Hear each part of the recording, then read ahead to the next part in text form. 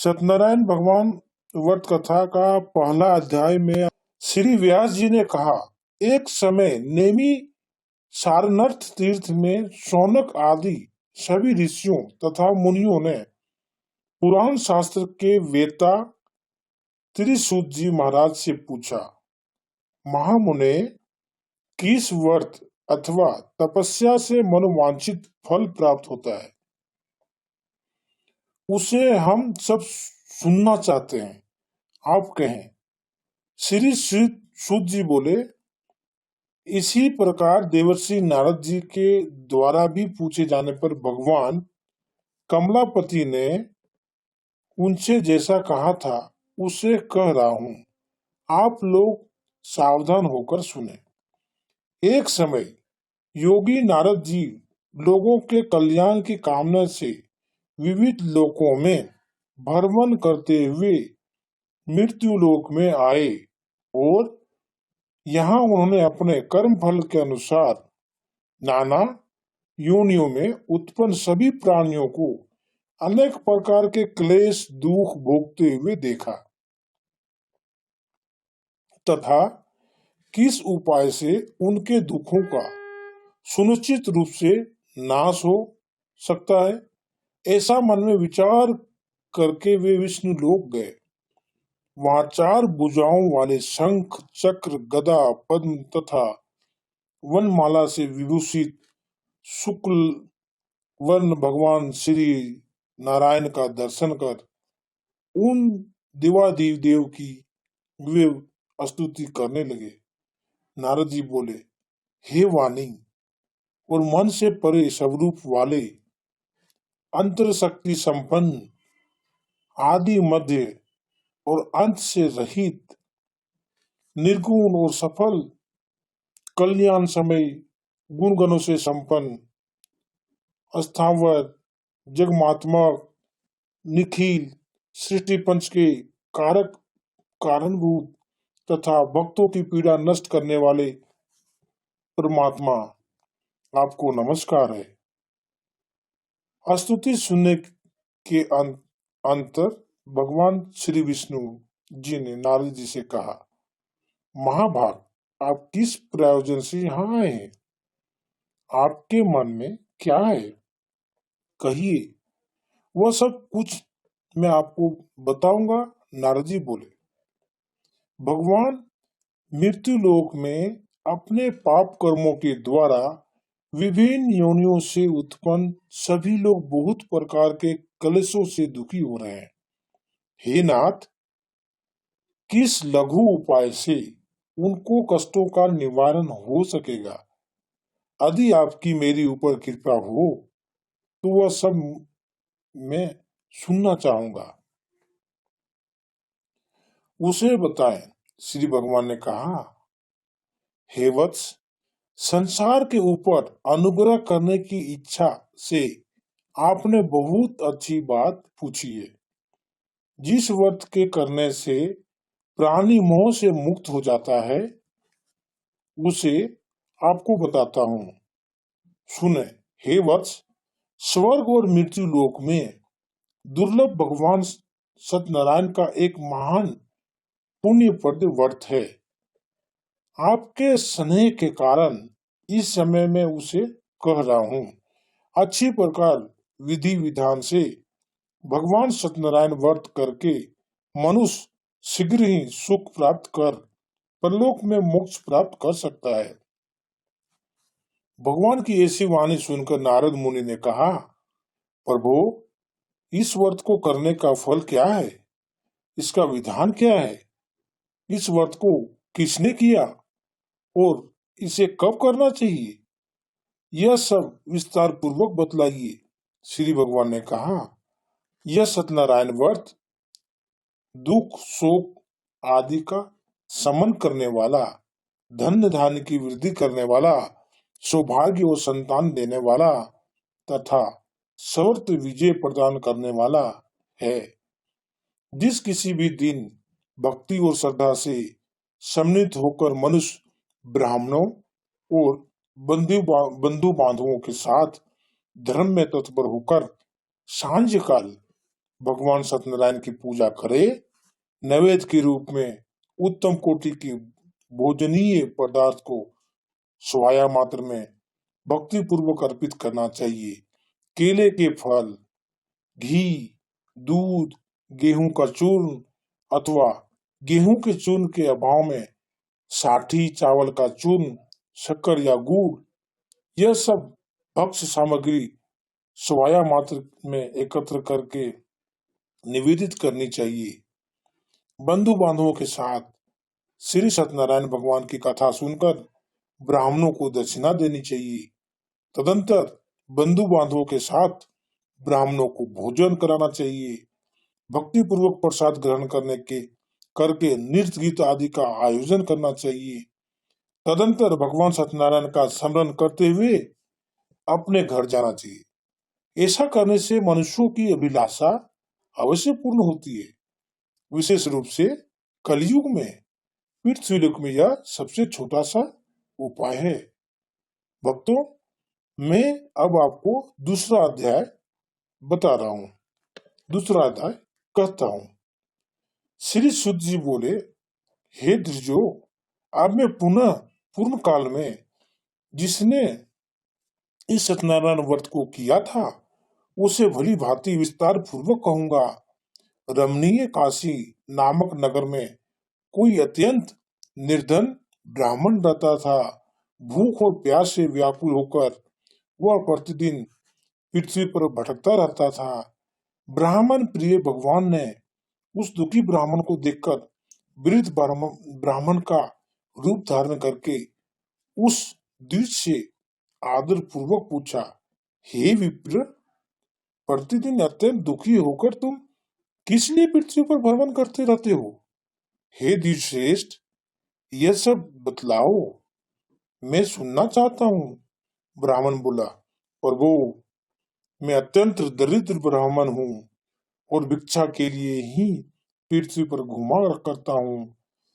यदि मेरी इस दरिद्रता को दूर करने का आप कोई उपाय जानते हो तो कृपा पूर्वक बतलाइए।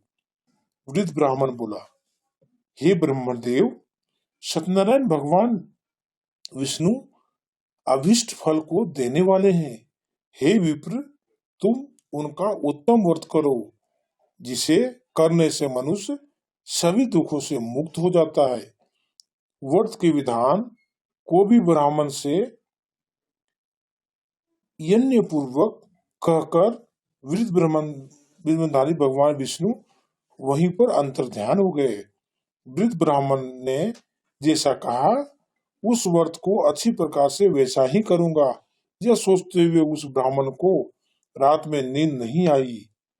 अगले दिन प्रातः काल उठकर सत्यनारायण का व्रत करूंगा, ऐसा संकल्प करके वो ब्राह्मण भिक्षा के लिए चल पड़ा। उस दिन ब्राह्मण को भिक्षा में बहुत सा धन प्राप्त हुआ। उसी धन से उसने बंधु बांधुओं के साथ भगवान सत्यनारायण का व्रत किया। इस व्रत के प्रभाव से वह श्रेष्ठ ब्राह्मण सभी दुखों से मुक्त होकर समस्त संपत्तियों से संपन्न हो गया। उस दिन से लेकर प्रत्येक महीने उसने यह व्रत किया। इस प्रकार भगवान सत्यनारायण के इस व्रत को करके वह श्रेष्ठ ब्राह्मण सभी पापों से मुक्त हो गया और उसने दुर्लभ मोक्ष पद को प्राप्त किया। हे विप्र, पृथ्वी पर जब भी कोई मनुष्य सत्यनारायण का व्रत करेगा उसी समय उसके समस्त दुख नष्ट हो जाएंगे। हे ब्राह्मणों, इस प्रकार भगवान नारायण ने महात्मा नारद जी से जो कुछ कहा मैंने वह सब आप लोगों से कह दिया। आगे अब और क्या कहूँ? हे मुने, इस पृथ्वी पर ब्राह्मण से सुने हुए इस व्रत को किसने किया, हम वह सब सुनना चाहेंगे। उस व्रत पर हमारी श्रद्धा हो रही है। श्री सुत जी बोले, मुनियों, पृथ्वी पर जिसने यह व्रत किया उसे आप लोग सुने। एक बार वह द्विज श्रेष्ठ अपनी धन संपत्ति के अनुसार बंधु बांधुओं अथवा परिवारजनों के साथ व्रत करने के लिए उद्यत हुआ। इसी बीच एक लकड़हारा वहां आया और लकड़ी बाहर रखकर उस ब्राह्मण के घर गया। प्यास से व्याकुल वह उस ब्राह्मण को व्रत करता हुआ देख प्रणाम करके उसे बोला, प्रभु, आप यह क्या कर रहे हैं? इसके करने से किस फल की प्राप्ति होती है? विस्तार पूर्वक मुझसे कहिए। विप्र ने कहा, यह सत्यनारायण का व्रत है जो सभी मनोरथों को प्रदान करने वाला है। उसी के प्रभाव से मुझे यह सब महान धन धान्य आदि प्राप्त हुआ है। जल पीकर तथा प्रसाद ग्रहण करके वह नगर चला गया। सत्यनारायण देव के लिए मन से ऐसा सोचने लगा, आज लकड़ी बेचने से जो धन प्राप्त होगा उसी धन से भगवान सत्यनारायण का श्रेष्ठ व्रत करूंगा। इस प्रकार मन से चिंतित करता हुआ लकड़ी को मस्तक पर रखकर वह सुंदर नगर में गया जहाँ धन संपन्न लोग रहते थे। उस दिन उसने लकड़ी का दुगुना मूल प्राप्त किया। उसके बाद प्रश्न हृदय होकर वो पके हुए केले का फल, शकरा, घी, दूध और गेहूं का चूर्ण सवाया मात्र में लेकर अपने घर आया। तत्पश्चात उसने अपने बांधुओं को बुलाकर विधि विधान से भगवान श्री सत्यनारायण का व्रत किया। उस व्रत के प्रभाव से वह धन पुत्र सब संपन्न हो गया और इस लोक में अनेक सुखों का उपयोग का अंत में सतयुग अथवा वैकुंठ लोक चला गया। द्वितीय अध्याय पूरा हुआ। बोलिए सत्यनारायण भगवान की जय। अब आपको सुनाने जा रहा हूं तीसरा अध्याय। श्री सूत जी बोले, श्रेष्ठ मुनियों, अब मैं पुनः आगे की कथा कहूंगा, आप लोग सुने। प्राचीन काल में उल्का मुख नाम का एक राजा था। वो जितेंद्रिय, सत्यवादी तथा अत्यंत बुद्धिमान था। वह विद्वान राजा प्रतिदिन देवालय जाता और ब्राह्मणों को धन देकर संतुष्ट करता था। कमल के समान मुख वाली उनकी धर्मपत्नी शील, विनय और सौंदर्य आदि गुणों से संपन्न तथा पतिपरायणा थी। राजा एक दिन अपनी धर्मपत्नी के साथ भद्रशिला नदी के तट पर श्री सत्यनारायण का व्रत कर रहा था। उसी समय व्यापार के लिए अनेक प्रकार की पुष्कल धनराशि से संपन्न युक्त एक साधु नाम का बनिया वहां आया। भद्रशिला नदी के तट पर नाव को स्थापित कर वह राजा के समीप गया और राजा को उस व्रत में दीक्षित देखकर विनय पूर्वक पूछने लगा। साधु ने कहा, राजन, आप भक्ति युक्त चित्त से क्या कर रहे हैं? कृपया वह सब बताइए, इस समय मैं सुनना चाहूंगा। राजा बोले, हे साधु, पुत्र आदि की प्राप्ति की कामना से अपने बंधु बांधवों के साथ मैं सतुल तेज संपन्न भगवान विष्णु का व्रत एवं पूजन कर रहा हूँ। राजा की बात सुनकर साधु ने आदर पूर्वक कहा, राजन, इस विषय में आप मुझसे सब कुछ विस्तार से बतलाइए। आपके कथा अनुसार मैं व्रत एवं पूजन करूंगा। मुझे भी संतान नहीं है, इससे अवश्य सत्तति प्राप्त होगी। ऐसा विचार कर वह व्यापार से निवृत्त हो आनंद पूर्वक अपने घर आया। उसने अपनी भार्या से संतति प्रदान करने वाले इस सत्यव्रत को विस्तार पूर्वक बतलाया तथा जब मुझे संपत्ति प्राप्त होती तब भी इस व्रत को करूंगा। इस प्रकार उस साधु ने अपनी भार्या लीलावती से कहा। एक दिन उसकी लीलावती नाम की सती साध्वी भार्या पति के साथ आनंद चित्त से ऋतुकालीन धर्माचरण में प्रवृत्त हुई और भगवान श्री सत्यनारायण जी की कृपा से उसकी यह भार्या गर्भवती हुई। 10वें महीने में इससे कन्या रत्न की उत्पत्ति हुई और वह शुक्ल पक्ष के चंद्र चंद्रम की भांति दिन प्रतिदिन बढ़ने लगी। उस कन्या का कलावती यह नाम रखा गया। इसके बाद एक दिन लीलावती ने अपने स्वामी से मधुर वाणी में कहा, आप पूर्व में संकल्पित श्री सत्यनारायण के व्रत को क्यों नहीं कर रहे हैं? साधु बोला, प्रिय, इसके विवाह के समय व्रत करूंगा। इस प्रकार अपनी पत्नी को भली भांति आश्वस्त कर वह व्यापार करने के लिए नगर की ओर चल गया। इधर कन्या कलावती पिता के घर में बढ़ने लगी। तदंतर धर्मज्ञ साधु ने नगर में सखियों के साथ क्रीड़ा करती हुई अपनी कन्या को विवाह योग देखकर आपस में मंत्रणा करके कन्या विवाह के लिए श्रेष्ठ वर का अन्वेषण करो, ऐसा दूत से कहकर शीघ्र ही उसे भेज दिया। उसकी आज्ञा प्राप्त करके दूत कांचन नगर नामक नगर में गया और वहां से एक वणिक का पुत्र लेकर आया। उस साधु ने उस वणिक के पुत्र को सुंदर गुणों से संपन्न देखकर अपनी जाति के लोगों तथा बंधु बांधवों के साथ संतुष्टित हो विधि विधान के से वणिक पुत्र के साथ कन्या का दान कर दिया। उस समय वह साधु बनिया दुर्भाग्यवश भगवान का वह उत्तम व्रत भूल गया। पूर्ण संकल्प के अनुसार विवाह के समय में व्रत न करने के कारण भगवान उस पर रुष्ट हो गए। कुछ समय के पश्चात अपने व्यापक कर्म में कुशल व साधु बनिया काल की प्रेरणा से अपने दामाद के साथ व्यवहार करने के लिए व्यापार करने के लिए समुद्र के समीप स्थित रत्न सागरपुर नामक सुंदर नगर में गया और अपने श्री संपन्न दामाद के यहाँ के साथ वहां व्यापार करने लगा। उसके बाद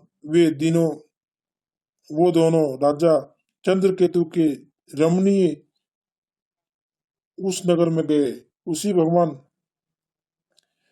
श्री सत्यनारायण ने उन्हें भ्रष्ट प्रतिज्ञा देकर उसे दारुण कठिन और महान दुख प्राप्त होगा यह साफ दे दिया। एक दिन एक चोर राजा चंद्र केतु के धन को चुराकर वहीं आया। वहां दोनों वणिक स्थित थे। वह अपने पीछे दौड़ते हुए दूतों को देखकर भयभीत में धन वहीं छोड़कर शीघ्र ही छिप गया। इसके बाद राजा के दूत वहां आए।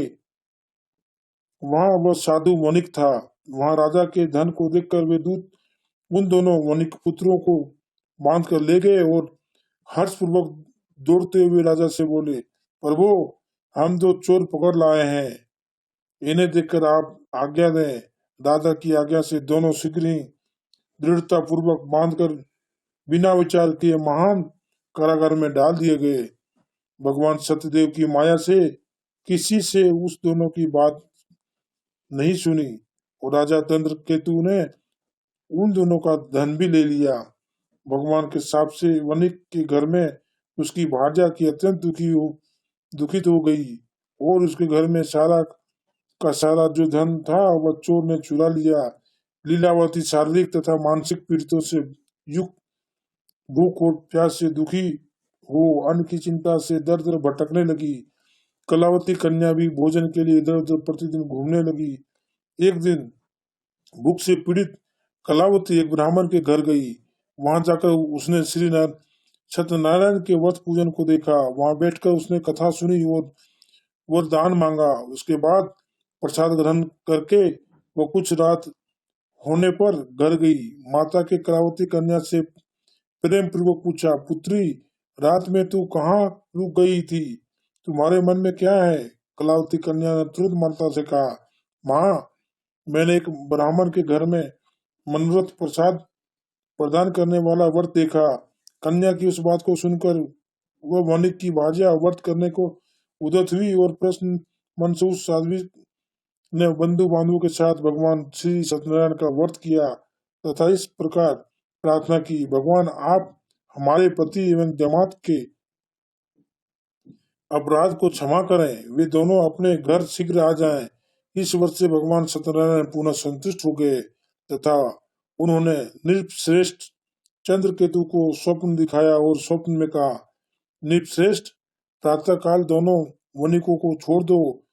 और वह सारा धन भी दे दो जो तुमने उनसे इस समय में ले लिया था, अन्यथा राज्य, धन एवं पुत्र सहित तुम्हारा सर्वनाश कर दूंगा। राजा राजा से शब्द में ऐसा कहकर भगवान सत्यनारायण अंतर ध्यान हो गए। इसके बाद प्रातःकाल राजा ने अपने सब सभा सदस्यों के साथ सभा में बैठकर अपना स्वप्न लोगों को बताया और कहा, दोनों बंदी वणिक पुत्रों को शीघ्र ही मुक्त कर दो। राजा की ऐसी बात सुनकर वे राजपुरुष दोनों महाजनों को बांधन मुक्त करके राजा के सामने लाकर विनय पूर्वक बोले, महाराज, बेड़ी बंधक से मुक्त कर करके दोनों वणिक पुत्र लाए गए हैं। इसके बाद दोनों महाजन नृपश्रेष्ठ चंद्रकेतु को प्रणाम करके अपने पूर्व वृत्तांत का स्मरण करते हुए भयभीत होकर हो गए और कुछ बोल ना सके।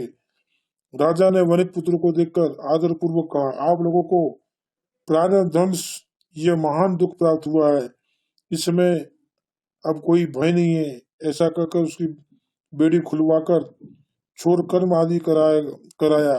राजा ने वस्त्र अलंकार देकर उन दोनों वणिक पुत्रों को संतुष्ट किया तथा सामने बुलाकर वाणी द्वारा अत्यधिक आनंदित किया। पहले जो धन लिया था उसे दूना करके दिया। उसके बाद राजा ने पुनः उनसे कहा, साधो, अब आप अपने घर को जाए। राजा को प्रणाम करके आपकी कृपा से हम जा रहे हैं, ऐसा कहकर उन दोनों महावेश में अपने घर की ओर प्रस्थान कर गए। तृतीय अध्याय समाप्त। बोलिए सत्यनारायण भगवान की जय। अब मैं आपको चौथा अध्याय कहने वाला हूँ, कृपया ध्यान पूर्वक सुनिए। श्री सूत जी बोले, साधु बनिया मंगलाचरण और ब्राह्मणों को धन देकर अपने नगर के लिए चल पड़ा। साधु के कुछ दूर जाने पर भगवान सत्यनारायण की उसकी सत्यता की परीक्षा के विषय में जिज्ञासा हुई। साधु, तुम्हारी नाव में क्या भरा है? तब धन के मद में चूर दोनों महाजनों ने अवहेलना पूर्वक हंसते हुए कहा, दंडिनी, क्यों पूछ रहे हो? क्या कुछ द्रव्य लेने की इच्छा है? हमारी नाव में तो लता और पत्ते आदि भरे हैं। ऐसी निठुर वाणी सुनकर तुम्हारी बात सच हो गया। ऐसा कहकर दंडी सन्यासी को रूप धारण किए हुए भगवान कुछ दूर जाकर समुद्र के समीप बैठ गए।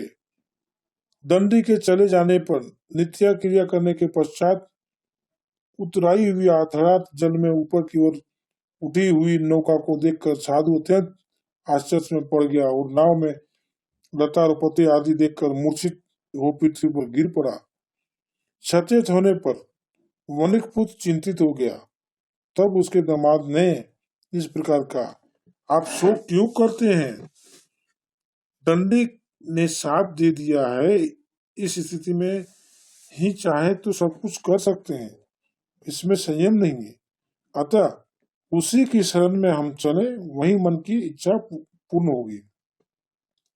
दामाद की बात सुनकर वह साधु बनिया उनके पास गया और वहां दंडी को देखकर उनसे भक्ति पूर्वक उन्होंने प्रणाम किया और आदर पूर्वक कहने लगा, आपके सम्मुख मैंने जो कुछ कहा यह सत्य भाषण रूप अपराध किया है। आप मेरे उस अपराध को क्षमा करें। ऐसा कहकर बारंबार प्रणाम करके वह महान शोक से आकुल हो गया। दंडी ने उसे रोता हुआ देखकर कहा, हे मूर्ख, रोवो मत, मेरी बात सुनो। मेरी पूजा से उदासीन होने के कारण तथा मेरी आज्ञा से ही तुम्हें बारंबार दुख प्राप्त हुआ है। भगवान की ऐसी वाणी सुनकर वह उनकी स्तुति करने लगा। साधु ने कहा, हे प्रभु, यह आश्चर्य की बात है कि आपकी माया से मोहित होने के कारण ब्रह्मा आदि देवता भी आपको गुणों और रूपों को अथावत रूप से नहीं जान पाते हैं। फिर मैं मूर्ख आपकी माया से मोहित होने के कारण कैसे जान सकता हूँ? आप प्रश्न हो, मैं अपनी धन संपत्ति के अनुसार आपकी पूजा करूंगा। मैं आपकी शरण में आया हूँ। मेरा जो नौका में स्थित पूरा धन था उसकी तथा मेरी रक्षा करें। उस बनिया की भक्ति युक्त वाणी सुनकर भगवान जनार्दन संतुष्ट हो गए। भगवान हरि उसे अभिष्ट वर प्रदान करके वहीं अंतर ध्यान हो गए। इसके बाद वह साधु अपनी नौका में चढ़ा और उसे धन ध्यान से परिपूर्ण देखकर भगवान सतदेव की कृपा से हमारा मनोरथ सफल हो गया, ऐसा कहकर सज्जनों के साथ अपने भगवान की विधिवत पूजा की। भगवान श्री सत्यनारायण की कृपा से वह आनंद से परिपूर्ण हो गया और नाव को प्रत्यक्ष पूर्वक संभाल कर उसने अपने देश के लिए प्रस्थान किया। साधु बनिया ने अपने दामाद से कहा, वह देखो मेरी रत्नपुरी नगरी दिखाई दे रही है। इसके बाद उसने अपने धन के रक्षक दूत को अपने आगमन का समाचार देने के लिए अपनी नगरी में भेजा। उसके बाद उस दूत ने नगर में जाकर साधु की भाजा को देख हाथ जोड़कर प्रणाम किया तथा उसके लिए अभिष्ट बात की। सेठ जी अपने दामाद तथा बंधु गुरुओं के साथ बहुत सारे दान से संपन्न होकर नगर के निकट पधार गए हैं। दूत के मुख से यह बात सुनकर वह महान आनंद मन में विहित हो गई और उस साध्वी ने श्री सत्यनारायण की पूजा करके अपने पुत्र से कहा, मैं साधु के दर्शन के लिए जा रही हूँ, तुम शीघ्र आओ। माता का ऐसा वचन सुनकर व्रत को समाप्त करके प्रसाद का परित्याग कर वह कलावती भी अपने पति का दर्शन करने के लिए चल पड़ी। इससे भगवान सत्यनारायण रूठ गए और उन्होंने उनके पति को तथा नौका को धन के साथ हरण करके जल में डुबो दिया। जिसके बाद कलावती कन्या अपनी पति को न देख महान शोक में रुदन करती हुई पृथ्वी पर गिर पड़ी। नाव का यह दर्शन तथा कन्या को अत्यंत दुखी देखकर भवित मन से साधु बनिया ने सोचा, वह क्या आश्चर्य हो गया। नाव का संचालन करने वाले भी सभी चिंतित हो गए। तदंतर वह लीलावती भी कन्या को देखकर भीत हो गई और अत्यंत दुखी से विलाप करती हुई अपने पति इस प्रकार बोली, अभी भी नौका के साथ वह कैसे अलसीय हो गया। न जाने किस देवता की अपेक्षा से यह नौका हरण कर ली गई अथवा श्री सत्यनारायण का महात्म कौन जान सकता है। ऐसा कहकर वह सौजन्य के साथ विलाप करने लगी और कलावती कन्या को गोद में लेकर रोने लगी। कलावती कन्या भी अपनी पति के नष्ट हो जाने पर दुखी हो गई और पति की पादुका लेकर उसका अनुगमन करने के लिए उसने मन में निश्चित किया। कन्या के इस प्रकार से आचरण को देख भार्या सहित यह धर्मज्ञ साधु बनिया अत्यंत सुख संपन्न हो गया और सोचने लगा, या तो भगवान सत्यनारायण ने यह अपहरण किया है अथवा हम सभी भगवान सतदेव की माया से मोहित हो गए हैं। अपनी धन शक्ति के अनुसार मैं भगवान की सत्यनारायण की पूजा करूंगा। सभी को बुलाकर इस प्रकार का कहकर उसने अपने मन की इच्छा प्रकट की और बारंबार भगवान सतदेव को दंडवत प्रणाम किया। इससे तीनों पर पालक भगवान सतदेव प्रश्न हो गए। भक्त वत्सल भगवान के कृपा पूर्वक कहा, तुम्हारी कन्या प्रसाद छोड़कर अपने पति को देखने चली आई है। निश्चित ही इसी प्रकार उसका पति अदृश्य हो गया है। यदि घर जाकर प्रसाद ग्रहण करके वह पुनः आए तो साधु बनिया तुम्हारी पुत्र पति को प्राप्त करेगी। इसमें संयम नहीं। कन्या कलावती भी आकाश मंडल से ऐसी वाणी सुनकर शीघ्र ही घर गई और उसने प्रसाद ग्रहण किया। पुनः आकर सज्जनों तथा अपने पति को देखा। तब कलावती कन्या ने अपने पिता से कहा, अब तो घर चलें, विलंब क्यों कर रहे हैं। कन्या की यह बात सुनकर वनिक पुत्र संतुष्ट हो गया और विधि विधान से भगवान सत्यनारायण का पूजा करके धन तथा बंधु बांधव के साथ अपने घर गया। तदंतर पूर्णिमा तथा संक्रांति व पर्वों पर भगवान सत्यनारायण का पूजन करते हुए इस लोक में सुख सौभाग्य अंत व छतपुर बैंकुट लोक में चला गया। चौथा अध्याय समाप्त। बोलिए सत्यनारायण भगवान की जय। बोलिए सत्यनारायण भगवान की जय। भक्तों, अब मैं 5वां अध्याय कहने जा रहा हूँ, कृपया ध्यान पूर्वक सुनिए। भगवान का कथा सुनने मात्र से भी बहुत सारे फल मिलते हैं। जब भी ब्राह्मण कथा कहते हैं, हमारे पंडित कहते हैं, बताते हैं, उसमें हम ध्यान से ही सुनते हैं।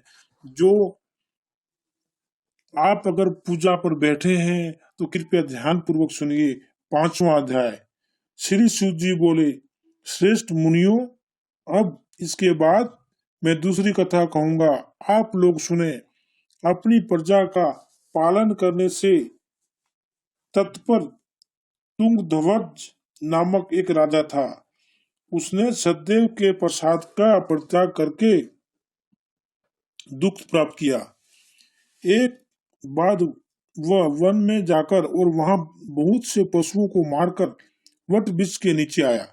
वहां उसने देखा कि गोपगण बंधु बांधवों के साथ संतुष्ट होकर भक्ति पूर्वक भगवान सतदेव की पूजा कर रहे हैं। राजा यह देखकर भी अहंकारवश न तो वहां गया और न ही उसे भगवान सत्यनारायण को प्रणाम किया। पूजन के बाद सभी गोपगण भगवान का प्रसाद राजा के समीप रखकर वहां से लौट गए और इच्छानुसार उन सभी ने भगवान का प्रसाद ग्रहण किया। इधर राजा को प्रसाद का परित्याग करने से बहुत दुख हुआ। उसका संपूर्ण धन धान्य एवं सभी स्वपुत्र नष्ट हो गए। राजा ने मन में यह निश्चित किया कि अवश्य भगवान सत्यनारायण ने हमारा नाश कर दिया है, इसलिए मुझे वहां जाना चाहिए जहां श्री सत्यनारायण का पूजन हो रहा था। ऐसा मन में निश्चित करके वहां राजा गोपगणों के समीप गया और उसने गोपगणों के साथ भक्ति श्रद्धा से युक्त होकर विधि पूर्वक भगवान सतदेव की पूजा की। भगवान सतदेव की पूजा से वह पुनः धन और पुत्रों के संपन्न हो गया तथा इस लोक में सभी सुखों का उपभोग कर अंत में सत्यपुर वैकुंठ लोक को प्राप्त हुआ। श्री सूत जी कहते हैं, जो व्यक्ति इस परम दुर्लभ श्री सत्यनारायण के व्रत को करता है और पुण्यमती तथा फल प्रादिनी भगवान की कथा को भक्ति युक्त होकर सुनता है, उसे भगवान सत्यनारायण की कृपा से धन धान आदि की प्राप्ति होती है। दरिद्र धनवान हो जाता है, बंधन में पड़ा हुआ बंधन से मुक्त हो जाता है, डरा हुआ व्यक्ति भय युक्त हो जाता है। यह सत्य बात है, इसमें असंयम नहीं है, संयम नहीं है। इस लोक में वह सभी ईशित फलों का भोग प्राप्त करके अंत में सत्यपुर वैकुंठ लोक को जाता है। हे ब्राह्मणों, इस प्रकार में आप लोगों से भगवान सत्यनारायण के व्रत को कहा, जिससे करने से मनुष्य की सभी दुखों से मुक्ति हो जाता है। कलयुग में जो भगवान सतदेव की पूजा विशेष फल प्रदान करने वाली है। भगवान विष्णु को ही कुछ लोग काल, कुछ लोग सत्य, कोई ईशा और कोई सत्यदेव तथा दूसरे लोग सत्यनारायण नाम से कहेंगे। इसके रूप धारण करके भगवान सत्यनारायण सभी का मनोरथ सिद्ध करेंगे। कलयुग में सनातन भगवान विष्णु की सत्यव्रत रूप धारण करके सभी का मनोरथ पूर्ण करेंगे।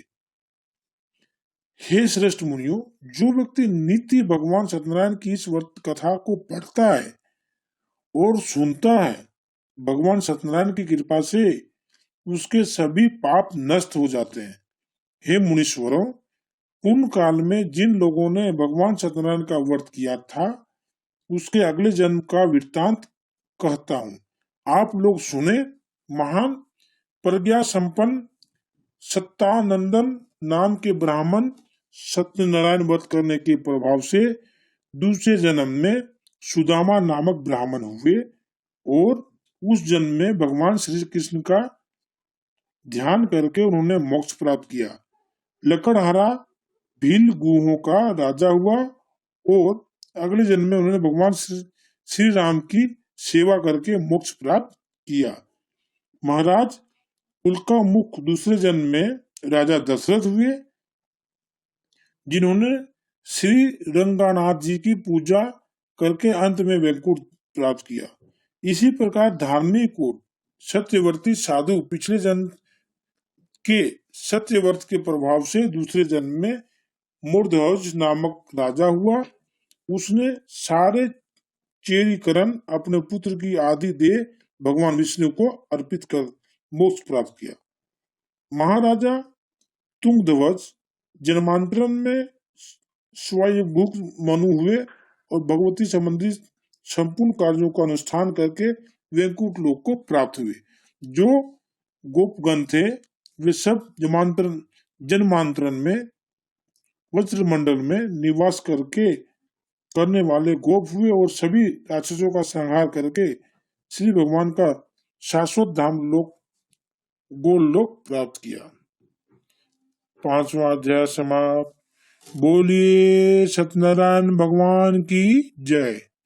बोलिए सत्यनारायण भगवान की जय। प्रेम से बोलिए सत्यनारायण भगवान की जय। भक्तों, इस कथा को सुनने से बहुत सारे फल मिलते हैं। धन्यवाद।